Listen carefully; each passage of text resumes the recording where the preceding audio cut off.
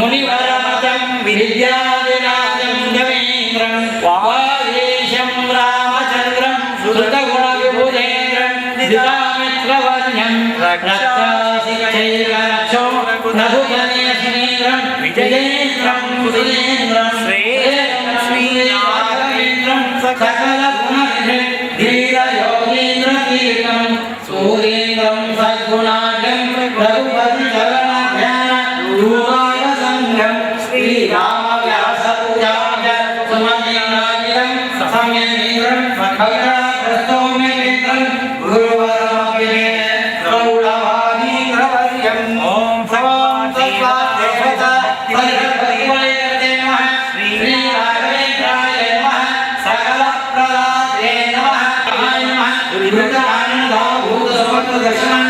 सर्वतन्त्रस्वरूपाय नमः श्रीमन्महावर्धनाय नमः विजयेन्द्रकाय नमः यतिराजै नमः गुरवे नमः भयापहाय नमः सुपुत्राय श्रीवर्धनाय नमः प्रतिवादजयस्माकाय सिंहाय नमः सर्वविद्याकर्मिणाय नमः अपरोक्षेकृतश्रीशाय नमः सौवेक्षितवाय नमः अवेक्षितदाय नमः दयादाक्षिण्यवैराग्यवाक्पालोकाय नमः शापानुग्रहकाय नमः अज्ञानविस्फुटदिघानसंशयाः निशिक्षाय दोषनाशकाय नमः अस्ताक्षरविवेकानन्दाय नमः आत्मात्मशोभोगाय दोषहन्त्रे नमः परमप्रसादे नमः मन्ये नमः महायशसे नमः श्रीमद्समर्दुर्गाचन्द्राय नमः नारायणाय नमः सर्वयात्रफलधात्रे नमः शिरोधारणसर्वैकस्नानदात्राय नमः कर्णप्रभाविष्टदात्रे नमः संगीतनेन वेदोध्यात्रे नमः वेदोव्याससुनामिकेकः गुरोः कीर्तं कृतं श्रीशयोः एतेन स्तोत्रसमानि श्री राघवेन्द्रगुरुतोः ರಾಘವೇಂದ್ರ ಸ್ವಾಮಿಯವರ ಬಗ್ಗೆ ಎಷ್ಟು ಮಾತಾಡಬೇಕು ಅಂತಹ ಮಹಾನುಭಾವರು ಕಲಿಯುಗದ ಕಲ್ಪತರು ಕಾಮಲಿನಂತೆಯೇ ಸೀತಾಮಣಿ ಇಂತಹ ಹೆಸರಾಗಿರುವಂತಹ ನಂಬಿದಂತಹ ಭಕ್ತರನ್ನು ಉದ್ಧಾರ ಮಾಡಲಿಕ್ಕೋಸ್ಕರ ಪರಮಾತ್ಮನ ವಿಶೇಷವಾದಂತಹ ಭಕ್ತಾಗ್ರೇಸ ಚಕ್ರವರ್ತಿಯಾಗಿ ನಮ್ಮೆಲ್ಲರನ್ನು ಉದ್ಧಾರ ಮಾಡಲಿಕ್ಕೆ ಪರಮಾತ್ಮ ಕಳಿಸಿದಂತಹ ಮಹಾನುಭಾವರು ರಾಘವೇಂದ್ರ ಸ್ವಾಮಿಯವರು. ಆದರೆ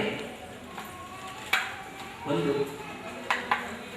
ಮನುಷ್ಯನಾದ ಮೇಲೆ ಪ್ರತಿಯೊಬ್ಬ ವ್ಯಕ್ತಿಯೂ ಕೂಡ ತನ್ನ ಕರ್ಮವನ್ನು ಅನುಭವಿಸಲೇಬೇಕು. ಅದು ಯಾರಿಂದಲೂ ತಪ್ಪಿಸಲಿಕ್ಕೆ ಸಾಧ್ಯ ಇಲ್ಲ. ಅದು ಹರಿಕಿತ್ತ ಪರಮಾತ್ಮ ಒಬ್ಬನೇ ಆನಂದಮಯಿ. ಇನ್ನೆಲ್ಲರೂ ಕೂಡ ಒಂದಲ್ಲ ಒಂದು ಸಮಸ್ಯೆಯಿಂದಾಗಲಿ ಅಥವಾ ಒಂದಲ್ಲ ಒಂದು ವಿಷಯದಿಂದಾಗಲಿ ಒಂದಲ್ಲ ಒಂದು ಸಮಸ್ಯೆಯಿಂದ ನಮ್ಮನ್ನು ಅನುಭವಿಸಲು ಎಲ್ಲರಿಗೂ ಸುಖವನ್ನು ಸಿಗಲಿಕ್ಕೆ ಸಾಧ್ಯ ಇಲ್ಲ.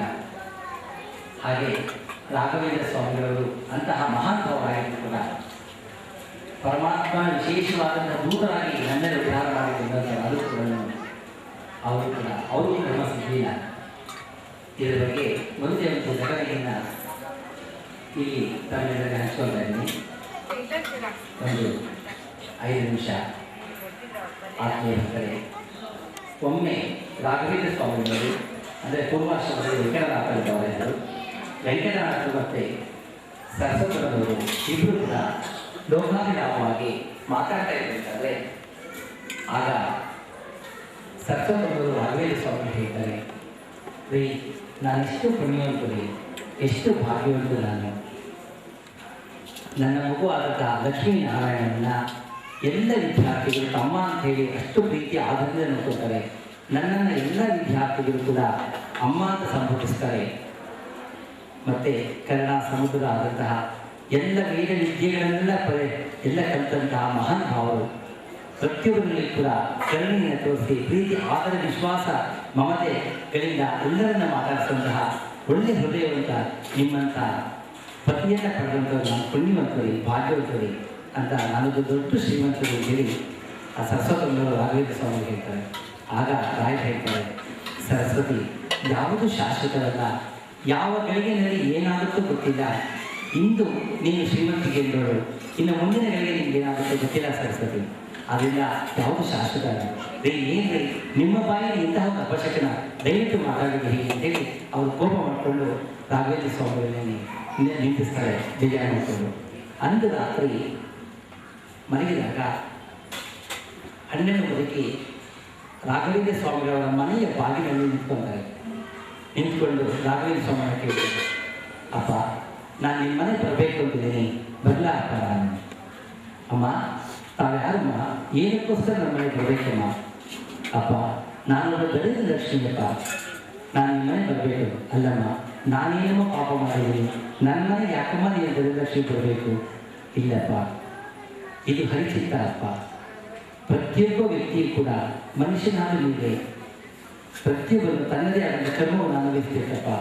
ಆದರೆ ನೀನು ಅಂದು ನರಸಿಂಹ ಅವತಾರವನ್ನೇ ಲೋಕಕ್ಕೆ ತೋರಿಸಿದಂಥ ಮಹಾನುಭಾವನಾಗಿ ಇಡೀ ದೈತ್ಯಕುಲವನ್ನೇ ಉದ್ಧಾರ ಮಾಡಿದಂಥ ಮಹಾನುಭಾವನಪ್ಪ. ಪ್ರಹ್ಲಾದ ರಾಜನಾಗಿ ಚಕ್ರವರ್ತಿಯಾಗಿ ಮೆರದೆ ಆಗಲಿಂದನೂ ಮುಖ್ಯಕ್ಕಾಗಲಿಲ್ಲಪ್ಪ. ನಂತರ ಬಾಲ್ಯೇಕ ರಾಜನಾಗಿ ಬಂದು ಆಗ ಬಾಲ್ಯೇಕ ದೇಶಕ್ಕೆ ರಾಜನಾಗಿ ಆಗಲೂ ನಿನ್ನ ಮುಖ್ಯಕ್ಕಾಗಲಿಲ್ಲ.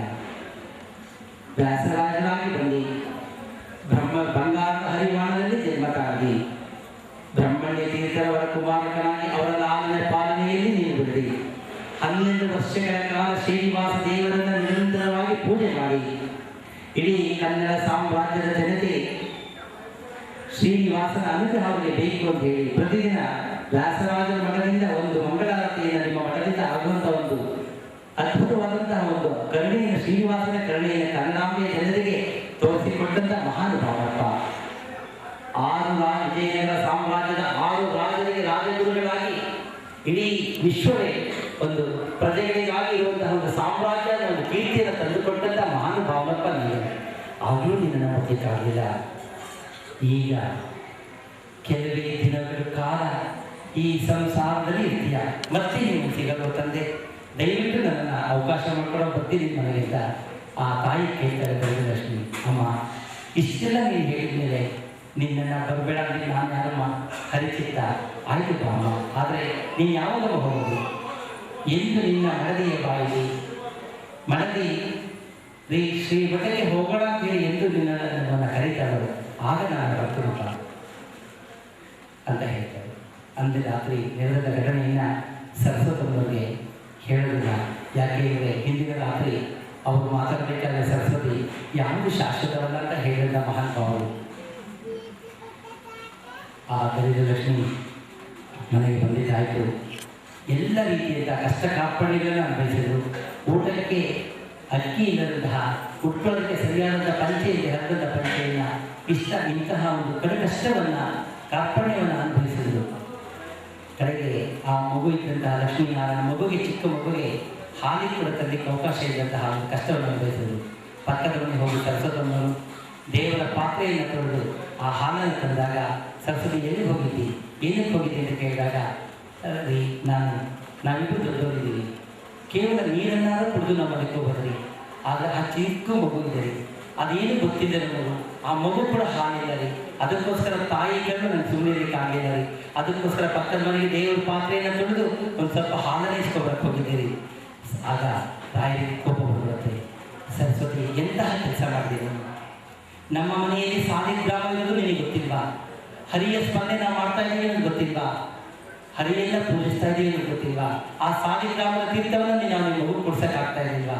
ಅಷ್ಟು ನಂಬಿಕೆ ಇಲ್ವಾ ಅಂದಿದ್ದ ತಕ್ಷಣ ತನ್ನ ಕೈಯಲ್ಲಿದ್ದಂತಹ ಪಾತ್ರೆ ದಯವಿಟ್ಟು ತಪ್ಪಾಗ್ತದೆ, ಕ್ಷಮಿಸಿ ಅಂತ ಹೇಳಿ ಅವರು ರಾಯರಿಗೆ ಕೈ ಮುಗಿತಾರೆ. ಇಂತಹ ಕಡೆ ಕಷ್ಟವನ್ನು ಪಟ್ಟು ಮನೆಗೆ ತಾಳಲಾದರೆ ರೀ ಇಷ್ಟೆಲ್ಲ ನಮ್ಮ ಕೈಲಿ ಆಗ್ತಾ ಇದ್ದಾರೆ, ಶ್ರೀಮಠಕ್ಕಾದ್ರೂ ಹೋಗೋಣ ಅಂತ ಹೇಳಿ ಕೊನೆಗೆ ಹೇಳ್ತಾರೆ, ಸುದಿನ ತೀರ್ಥ ಹೊರಗೆ ಹೋಗೋಣ, ಸುದಿನ ತೀರ್ಥರ ಆಶ್ರಯ ನಡೆಯೋಣ ಅಂತ. ಅಂದಿನ ರಾತ್ರಿ ಮಾರನ ದಿನ ಸುದಿನ ತೀರ್ಥದಿಂದ ಬರಬೇಕಾದಂತಹ 2 ವರ್ಷದ ಸಂಭಾವನೆ ಬರುತ್ತೆ. ಮತ್ತು ತಾವು ಪಡಬಾದ ಕಷ್ಟವನ್ನು ಪಟ್ಟು ವಿದ್ಯಾರ್ಥಿಗಳಿಗೆ ಊಟ ಹಾಕೋದಕ್ಕೋಸ್ಕರ ತಮ್ಮದು ಮತ್ತು ತಮ್ಮ ಹೆಂಡತಿಯಾದ ಸರಸ್ವತಮ್ಮನೆಲ್ಲ ಒಳಗೆಲ್ಲ ಒತ್ತೆ ಇಟ್ಟಿರ್ತಾರೆ. ಆ ಒತ್ತೆ ಇಟ್ಕೊಂಡ ಶೆಟ್ಟಿ ಊರನ್ನು ಬಿಟ್ಟು ಹೋಗ್ತಾ ಇದ್ದೀನಿ, ನನಗೆ ಬಡ್ಡಿ ಬಕಾಯಿ ಕೊಡಬೇಡಿ, ಬರೀ ಹಸಿರು ಕೊಟ್ಟು ನೀವು ಒಡವೆ ಕೊಟ್ಟು ಅಂತ ಬರ್ತಾನೆ. ಹೀಗೆ ಎಲ್ಲ ಅನುಗ್ರಹಗಳು ಆಗುತ್ತೆ. ಅದಾದ ನಂತರ ಮೊಲರಾಮನ ಪ್ರೇರಣೆ, ಪರಮಾತ್ಮನ ವಾಗ್ದೇವಿಯ ಒಂದು ಆಜ್ಞೆ, ಅವರು ಯತಿಗಳಾಗ್ತಾರೆ. ಯತಿಗಳಾದ ಮೇಲೆ ಸಾಕಷ್ಟು ಅನುಗ್ರಹಗಳನ್ನು, ಪವಾಡಗಳನ್ನು ಅವರು ತೋರಿಸ್ತಾರೆ. ರಾಘವೇಂದ್ರ ಸ್ವಾಮಿಗಳ ಒಂದು ವಿಶೇಷ ಅನುಗ್ರಹ ಮತ್ತು ಆ ಏನಾದರೂ ಒಂದು ಕೊಡಬೇಕು ಅಂತ ಹೇಳಿ ಒಂದು ಹಣ್ಣಿಯನ್ನು ದಾನ ಕೊಡಬೇಕು ಅಂತ ಕೇಳಿದಾಗ, ನಿಮಗೆ ಯಾವ ಹಣ್ಣಿ ಬೇಕು ಅಂತ ಹೇಳಿದಾಗ ನಂಚಾನೆಯನ್ನು ಕೊಡಿ ಅಂತ ಹೇಳ್ತಾರೆ. ಆದರೆ ಆಗ ನವಾಬ ಹೇಳ್ತಾರೆ, ಮಂಚಾಲೆ ಕೊಡಲ್ಲ ನಿಮಗೆ, ಯಾಕೆ ಇದ್ರೆ ಅದು ಬರಡು ಭೂಮಿ, ಅಲ್ಲಿ ಬರೀ ಬಂಡೆಗಳಿದೆ, ಅಲ್ಲಿ ನಿಮ್ಗೆ ಏನು ಸಿಗೋದಿಲ್ಲ, ಅದರಿಂದ ಫಲವತ್ತಾದ ಒಂದು ಗ್ರಾಮವನ್ನು ಕೊಡ್ತೀನಿ ಅಂತ. ಇಲ್ಲ, ನೀವು ಕೊಡುವುದಾದರೆ ನಿಮಗೆ ಮಂಚಾಲೆಯನ್ನು ಕೊಡಿ ಅಂತ ಹೇಳಿದ್ದಾರೆ. ಆಗ ದಿವಾನ್ ವೆಂಕಣ್ಣನಿಗೆ ರಾಘವೇಂದ್ರ ಸ್ವಾಮಿ ಹೇಳ್ತಾರೆ, ಅಪ್ಪ ಅಷ್ಟು ಸುಲಭವಾದದ್ದಲ್ಲಪ್ಪ ಮಂಚಾಲೆ. ಯುಗ ಯುಗಗಳ ಕೆಳಗೆ ಪ್ರಹ್ಲಾದ ರಾಜರು ಯಾಗ ಮಾಡಿದಂತಹ ಪರಮ ಪವಿತ್ರವಾದಂತಹ ಸ್ಥಳವಪ್ಪಾದು. ನರಸಿಂಹದೇವರ ವಿಶೇಷ ಸನ್ನಿಧಾನವಾದದ್ದು, ಕೃಷ್ಣ ಪಾದ ಸ್ಪರ್ಶವಾದಂತಹ ಸ್ಥಳ ಅದು. ಸುಮಾರು 700 ವರ್ಷಗಳ ಕೆಳಗೆ ಯುಗದೈದ ತೀರ್ಥವೆಂಬ ಮಹಾಜ್ಞಾನಿಗಳು, ಅಪರೋಕ್ಷ ಜ್ಞಾನಿಗಳು ಕೋಟಿ ಕೋಟಿ ನರಸಿಂಹದೇವರ ಜಪವನ್ನು ಮಾಡಿದಂತಹ ಸ್ಥಳ ಅದು. ಆದ್ದರಿಂದ ನನಗೆ ಕೊಡುವುದಾದರೆ ಆ ಸ್ಥಳವನ್ನು ಕೊಡಿ ಅಂತೇಳಿ ಆಗ ದಿವಾನ್ ವೆಂಕಟರಮಣ ತಾವು ಇಂದು ನಾವೆಲ್ಲ ಈ ವೃಂದಾವನವನ್ನು ನೋಡ್ತೀವಿ ಮಂತ್ರಾಲಯದಲ್ಲಿ, ಅದನ್ನು 12 ಅಡಿ ಕೆಳಗಡೆ ತೆಗೆಸಿದಾಗ ಧೂಳಿ ಇತ್ತಂತೆ, ಬೆಂಕಿ ಇತ್ತಂತೆ. ಅಂತಹ ಒಂದು ಪರಮ ಪವಿತ್ರವಾದಂತಹ ಪಾವನವಾದಂತಹ ಸ್ಥಳದಲ್ಲಿ ರಾಘವೇಂದ್ರ ಸ್ವಾಮಿಗಳವರು 1200 ಸಾಲಿಗ್ರಾಮಗಳ ಮಧ್ಯೆ ವಿಶೇಷ ಎಲ್ಲ ದೇವತೆಗಳ ಪರಮಾತ್ಮ ವಿಶೇಷ ಅನುಗ್ರಹದಲ್ಲಿ ಕೂತಿದ್ದಾರೆ, ನಮ್ಮನ್ನೆಲ್ಲ ಉದ್ಧಾರ ಮಾಡ್ತಾ ಇದ್ದಾರೆ. ಆಗ ಅವರ ಆತ್ಮೀಯ ಶಿಷ್ಯರಾದಂತಹ ಅಪ್ಪಣ್ಣಾಚಾರ್ಯ ಕೇಳ್ತಾರೆ, ಸ್ವಾಮಿ ನೀವು ಈ ಶರೀರದಲ್ಲಿದ್ದಾಗ ಕೋಟಿ ಕೋಟಿ ಜನರನ್ನ, ಲಕ್ಷ ಲಕ್ಷ ಜನರನ್ನ ಉದ್ಧಾರ ಮಾಡ್ತಾ ಇದ್ರಿ, ಕೇಳುವುದಿಲ್ಲ ಮಂತ್ರಾಕ್ಷತೆಯನ್ನು ಕೊಟ್ಟು ಅವರ ಕಷ್ಟ ಕಾರ್ಪಣ್ಯಗಳನ್ನ ಮನೋಭಿಷ್ಟಗಳನ್ನ ಈಡೇರಿಸ್ತಾ ಇದ್ರಿ. ಆದರೆ ಕೇವಲ ನನಗೆ ಮಾತ್ರ ನೀವು ದರ್ಶನ ಕೊಡ್ತಾ ಇದ್ದೀರಾ, ನಿಮ್ಮನ್ನು ನಂಬಿದಂತಹ ಕೋಟಿ ಕೋಟಿ ಜನರ ಗತಿ ಏನು ಅಂದಾಗ ಆಗ ಹೇಳ್ತಾರೆ, ಯಾವ ಸಾತ್ವಿಕ ಜನರಿದ್ದಾರೆ, ಸಜ್ಜನಿದ್ದಾರೆ, ಯಾರಿಗೆ ನನ್ನ ಆಶ್ರಯ ಬೇಕು ಅಂತ ಅನ್ಸುತ್ತೆ ಅಂತಹವರು ಅವರ ಊರಿನಲ್ಲಿ ಮಂತ್ರಾಲಯ ನನ್ನ ಬೃಂದಾವನದಿಂದ ಪ್ರತಿಕೆಯನ್ನು ತೆಗೆದುಕೊಂಡು ಹೋಗಿ ಅವರ ಊರಿನಲ್ಲಿ ಪ್ರತಿಕಾ ಬೃಂದಾವನವನ್ನು ಪ್ರತಿಷ್ಠಾಪಿಸಿದಲ್ಲಿ ಅಲ್ಲಿ ನನ್ನ ಸಾನ್ನಿಧ್ಯ ಇರುತ್ತೆ ಅಂತ ರಾಘವೇಂದ್ರ ಸ್ವಾಮಿಗಳು ಅಪ್ಪಣ್ಣಾಚಾರ್ಯ ಕೊಟ್ಟಂತಹ ಒಂದು ಸೂಚನೆಗಳು. ಆಗ ಅದೇ ರೀತಿ ಸುಮಾರು 1500ಕ್ಕಿಂತ ಹೆಚ್ಚು ಪ್ರತಿಕಾ ಬೃಂದಾವನ ಈ ಒಂದು ಭಾರತದಲ್ಲಿದೆ. ಇಂತಹ ಬೃಂದಾವನವನ್ನು ಕೂಡ ರಾಘವೇಂದ್ರ ಸ್ವಾಮಿಗಳು ಅವರ ವಿಶೇಷ ಅನುಗ್ರಹ ಮತ್ತು ಪ್ರೇರಣೆಯಿಂದ 108 ಕೋಟಿ ಲೇಖನ ಮಹಾಯಜ್ಞದ ಮೂಲಕ ಈ ಕಾಮಡಿ ಕ್ಷೇತ್ರದಲ್ಲಿ ಸನ್ನಿಧಾನದಲ್ಲಿದ್ದು ನಮ್ಮೆಲ್ಲರನ್ನ ಉದ್ಧಾರ ಮಾಡ್ತಾ ಇದ್ದಾರೆ. ಆದ್ದರಿಂದ ಅವರ ಪ್ರತಿಕಾ ಬೃಂದಾವನವನ್ನು ಕಾಮಡಿ ಕ್ಷೇತ್ರದಲ್ಲಿ ಸಾಲಿಗ್ರಾಮ ಶೈಲಿಯಲ್ಲಿ ನಿರ್ಮಾಣ ಪ್ರತಿಷ್ಠಾಪಿಸಲಾಗ್ತದೆ. ಇಂತಹ ಒಂದು ಪ್ರತಿಷ್ಠಾಪಿಸಿರುವಂತಹ ಪರಮ ಪವಿತ್ರವಾದಂತಹ ಭವ್ಯವಾದಂತಹ ದಿವ್ಯವಾದಂತಹ ಐತಿಹಾಸಿಕವಾದಂತಹ ಈ ಒಂದು ಸ್ಥಳದಲ್ಲಿ 45 ದಿನಗಳ ಕಾಲ ವಿಶೇಷವಾಗಿ ಅವರ ಹೋಮಗಳನ್ನು ರಾಘವೇಂದ್ರ ಸ್ವಾಮಿಯವರ ಪ್ರೇರಣಾನುಸಾರ ಹಮ್ಮಿಕೊಳ್ಳಲಾಗಿದೆ. ಈ ಒಂದು ಯಾಗ ಯಜ್ಞಗಳು ಇತಿಹಾಸದಲ್ಲಿ ಅಪರೂಪದಲ್ಲಿ ಪರಮಾತ್ಮ ಹಾಗೂ ರಾಘವೇಂದ್ರ ಸ್ವಾಮಿಯವರ ಅನುಗ್ರಹದಿಂದ ನಮಗೆಲ್ಲ ಭಾಗ್ಯ ಸಿಕ್ಕಿದೆ. ಇಂತಹ ಒಂದು ಭಾಗ್ಯವನ್ನು ನಾವೆಲ್ಲ ಅನುಭವಿಸೋಣ, ಆನಂದಪಡೋಣ, ಅವರ ಅನುಗ್ರಹಕ್ಕೆ ಪಾತ್ರರಾಗೋಣ. ಕಾಮಡಿ ಕ್ಷೇತ್ರ ತಮ್ಮೆಲ್ಲರನ್ನು ಆತ್ಮೀಯವಾಗಿ ಹೃದಯಪೂರ್ವಕವಾಗಿ ಹೃದಯದಿಂದ ಸ್ವಾಗತಿಸ್ತಾ ಇದೆ. ಈ 45 ದಿನಗಳ ಕಾಲ ನಿರಂತರವಾಗಿ ಈ ಒಂದು ಹವನ ಹೋಮಗಳಿಗೆ ಪಾಲ್ಗೊಂಡು ಅವರ ರಾಘವೇಂದ್ರ ಸ್ವಾಮಿಯವರ ಅನುಗ್ರಹಕ್ಕೆ ಪಾತ್ರರಾಗಿ ಮತ್ತೆ ಇಂದಿನ ದಿನ 6ನೇ ದಿನ, ಇಂದಿನಿಂದ 10 ದಿನಗಳ ಕಾಲ ಭೂರಾಗ ಹೋಮವನ್ನು ಪ್ರಾರಂಭ ಆಗಿದೆ. ಇದನ್ನು ಕೂಡ ಮತ್ತೆ ತಾವುಗಳು ಕೂಡ ಅಪೇಕ್ಷೆ ಪಟ್ಟಲ್ಲಿ ಆ ಒಂದು ಹೋಮಗಳಿಗೆ ಕರ್ತುಗಳಾಗಿ ಭಾಗವಹಿಸಬಹುದು. ಇಲ್ಲಿ ತಮಗೆಲ್ಲ ಒಂದು ಅನಿಸುತ್ತೆ, ನಾವೆಲ್ಲ ಕೂಡ ನಮಗೆ ಇದಕ್ಕೆ ಕರ್ತುಗಳಾಗಿ ಬರಬಹುದಾ, ಸಾಧ್ಯ, ನಾವು ಕೂತ್ಕೊಳ್ಳೋಕೆ ಅವಕಾಶ ಇದೆಯಾ ಅನ್ನೋ ಭಾವನೆ ಬರುತ್ತೆ. ಇದರಲ್ಲಿ ಕೂಡ ರಾಘವೇಂದ್ರ ಸ್ವಾಮಿ ಒಂದು ಘಟನೆಯನ್ನು ತೋರಿಸ್ತಾರೆ. ರಾಘವೇಂದ್ರ ಸ್ವಾಮಿಗಳವರು ಎದುರಾದ ಮೇಲೆ ಅವರ ಒಂದು ಅಗಲಿಕೆಯನ್ನು ತಾಳಲಾದೆ ಸರಸ್ವತಮ್ಮನವರು ಆತ್ಮಹತ್ಯೆ ಮಾಡ್ಕೊಳ್ತಾರೆ. ಆತ್ಮಹತ್ಯೆ ಮಾಡಿಕೊಂಡಾಗ ಅವರ 15 ಎಲ್ಲ ಕಾರ್ಯಗಳನ್ನು ಮುಗಿಸಿಕೊಂಡು ರಾಘವೇಂದ್ರ ಸ್ವಾಮಿ ಪೂರ್ವಾಶ್ರಮದ ಅಣ್ಣನಾದ ಗುರುರಾಜ ಮತ್ತು ಅಕ್ಕ ವೆಂಕಟಾಂಬ ಶ್ರೀಗಳಿಗೆ ಬಂದು ರಾಯರ ದರ್ಶನ ಮಾಡಲಿಕ್ಕಾಗಿ ಬರ್ತಾರೆ. ಸ್ಥಿತಪ್ರಜ್ಞರಾದಂತಹ ನಿರ್ಮಿತರಾಗಿದ್ದಂತಹ ರಾಘವೇಂದ್ರ ಸ್ವಾಮಿಯವರು ಹಸನ್ಮುಖಿಯಾಗಿ ಅವರನ್ನು ಬರಮಾಡ್ಕೊಳ್ತಾರೆ. ಅವರು ದುಃಖವನ್ನು ಕರೆಯಲಾದರೆ ರಾಯರ ತಮ್ಮ ನೋವನ್ನು ಹೇಳ್ಕೊಳ್ತಾರೆ ಅತ್ತಿಗೆಯ ಅಗಳಿಕೆಯಿಂದ. ಆಗ ರಾಯರು ಹೇಳ್ತಾರೆ, ಸರಸ್ವತಿ ಸತ್ತಿಲ್ಲ, ಕೇವಲ ಅವಳ ಶರೀರ ಮಾತ್ರ ನಶ್ವರವಾಗಿದೆ. ಹುಟ್ಟಿದ ಮನುಷ್ಯ ಸಾಯಲೇಬೇಕು, ಅದು ಯಾರಿಗೂ ತಪ್ಪಿದ್ದಲ್ಲ. ಆದರೆ ಒಂದು ಚೇತನ ಆತ್ಮಕ್ಕೆ ಯಾವತ್ತೂ ಸಾವಿಲ್ಲ. ಆ ಸರಸ್ವತಿಗೆ ಪರಮಾತ್ಮನ ವಿಶೇಷ ಅನುಗ್ರಹದಿಂದ ಸಾಕ್ಷಾತ್ಕಾರವಾಗಿದೆ. ಅದರಿಂದ ನೀವು ಚಿಂತಿಸಬೇಕಾದಂಥ ಅವಶ್ಯಕತೆ ಇಲ್ಲ ಅಂತ ಅವ್ರು ಹೇಳ್ತಾರೆ. ಈ ಏನನ್ನೂ ಅರಿಯದಂತಹ ಅವರ ಪುಟ್ಟ ಬಾಲಕ ರಾಘವೇಂದ್ರ ಸ್ವಾಮಿಗಳವರ ತಂದೆ, ಆದರೆ ಆ ತಂದೆಯ ಪ್ರೀತಿಗೋಸ್ಕರ ಅವರ ತೊಡೆ ಮೇಲೆ ಒಡವೆ ಮಳೆಕೊಡುತ್ತೆ. ಆಗ ರಾಯ ಹೇಳ್ತಾರೆ, ಕಂದ, ಇಂದಿನಿಂದ ನಾನು ನಿಮಗೆ ತಂದೆ ಏನಪ್ಪ, ಕೇವಲ ಗುರು ಮಾತ್ರ, ನಿನ್ನ 6ನೇ ಪಾಲನೆ ನಿನ್ನ ದೊಡ್ಡಪ್ಪ ಮತ್ತು ನಿನ್ನ ಅತ್ತೆಯರು ಮಾಡ್ತಾರೆ, ನಾನು ಕೇವಲ ಗುರು ಅಂತ ಹೇಳ್ತಾರೆ.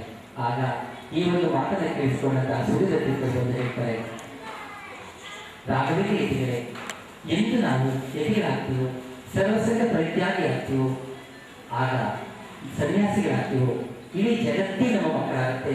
ಕೇವಲ ನಿಮ್ಮ ಮಗು ಮಾತ್ರ ನೀವು ಮಗುವಲ್ಲ ಅಂತಂದೇಳಿ, ತಂದೆಯಲ್ಲ ಅಂತೇಳಿ, ಇಡೀ ಜಗತ್ತಿಗೆ ನಾವು ತಂದೆ ಆಗ್ತೀವಿ. ಪರಮಾತ್ಮ ನಮ್ಮನ್ನ ಒಬ್ಬ ದೂತನಾಗಿ ಕಳಿಸಿದ್ದಾನೆ. ಈ ಒಂದು ಲೋಕವನ್ನ ನಂಬಿದ ಜನರನ್ನ ಸಾತ್ವಿಕವಾಗಿ ಪರಮಾತ್ಮನ ಸಾಕ್ಷಾತ್ಕಾರಕ್ಕಾಗಿ ಹಂಬಲಿಸುತ್ತಿರುವಂತಹ ಈ ಮಾನವರನ್ನ ನಾವು ಅವರಿಗೆ ಮಾರ್ಗದರ್ಶಕರಾಗಿ, ಅವರಿಗೆ ಪರಮಾತ್ಮನ ಸಾಕ್ಷಾತ್ಕಾರಕ್ಕಾಗಿ ನಾವು ಅವರದೇ ಆದಂತಹ ಹಾದಿಯಲ್ಲಿ ಏನು ಹೋಗ್ತಾರೋ ಅದಕ್ಕೆ ನಾವು ಕೇವಲ ಮಾರ್ಗದರ್ಶಕರು. ನಾವು ದೂತರು ಮಾತ್ರ, ಯತಿಗಳಾಗಿ ಬಂದಂಥವರು ನಾವು ಪರಮಾತ್ಮನ ದೂತರು ಅಂತ ಹೇಳಿ. ಆದ್ದರಿಂದ ಯತಿಗಳಿಗೆ ಹೆಣ್ಣು ಗಂಡಾಗಲಿ, ಜಾತಿ ಭೇದವಾಗಲಿ, ವರ್ಣ ಭೇದವಾಗಲಿ ಇಲ್ಲ, ಪ್ರತಿಯೊಬ್ಬರು ಕೂಡ ಪರಮಾತ್ಮನ ಮಕ್ಕಳೇ ಅಂತೇಳಿ ಹೇಳಿದ ಮಹಾನುಭಾವರು. ಆಗ ಯಾರು ಹೇಳ್ತಾರೆ, ಸುರಿಯುತ್ತಿರ್ತಾರೆ, ಈ ಮಾತನ್ನು ನಾನೇ ಆಡಿದರೆ ನನ್ನ ಮಗುವಿನ ಮೇಲೆ ಒಂದು ವ್ಯಾಮೋಹದಿಂದ ಆಡಲಾದ ಒಂದು ಪ್ರಪಂಚ ನನ್ನನ್ನು ಅಪಕೀರ್ತಿಗೆ ಈಡು ಮಾಡ್ತಾ ಇತ್ತು, ಅದಕ್ಕೋಸ್ಕರ ಈ ಮಾತನ್ನು ನಾನು ಆಡಲಿಲ್ಲ, ಗೊತ್ತಿತ್ತು ಅಂತ ಹೇಳ್ತಾರೆ. ಅಂತಹ ಮಹಾನುಭಾವರು ರಾಘವೇಂದ್ರ ಸ್ವಾಮಿಗಳು ಎಲ್ಲರನ್ನೂ ಆದರ ಪ್ರೀತಿಯಿಂದ ತಾಯಿಗಿಂತ ತಾಯಿ, ಭಕ್ತರಿಗಿಂತ ಭಕ್ತರು, ಶಿಷ್ಯರಿಗಿಂತ ಶಿಷ್ಯರು, ಗುರುಗಳಿಗಿಂತ ಶಿಷ್ಯರು, ಗುರುಗಳು, ಯತಿಗಳಲ್ಲಿಯೇ ಯತಿ ಶ್ರೇಷ್ಠರು ಅಂತಹ ಮಹಾನುಭಾವರನ್ನ ಪಡೆದಂತಹ ನಾವೆಲ್ಲ ಕೂಡ ಭಾಗವಹಿಸಿದರು. ಇಂತಹ ಒಂದು ಸುವರ್ಣ ಅವಕಾಶ ಕಾವಲಿ ಕ್ಷೇತ್ರದಲ್ಲಿ ರಾಘವೇಂದ್ರ ಸ್ವಾಮಿಗಳ ಪ್ರೇರಣಾಸಾರ ನಮ್ಮೆಲ್ಲರಿಗೂ ಸಿಕ್ಕಿದಂತಹ ಭಾಗ್ಯ. ಈ ಭಾಗ್ಯವನ್ನ ನಾವೆಲ್ಲ ಕೂಡ ಅವರ ಅನುಗ್ರಹದಿಂದ ಅನುಭವಿಸೋಣ. ಮತ್ತೆ ಮತ್ತೆ ಕಾವಲಿ ಕ್ಷೇತ್ರ ತಮ್ಮನ್ನು ಸ್ವಾಗತಿಸ್ತಾ ಇದೆ. ಈ ಒಂದು ಎಲ್ಲ ಹವನಗಳಲ್ಲಿ ಬನ್ನಿ. ರಾಘವೇಂದ್ರ ಸ್ವಾಮಿಗಳ ವಿಶೇಷ ಪ್ರಾರ್ಥನೆ. ನಮಸ್ಕಾರ. ಧನ್ಯವಾದ.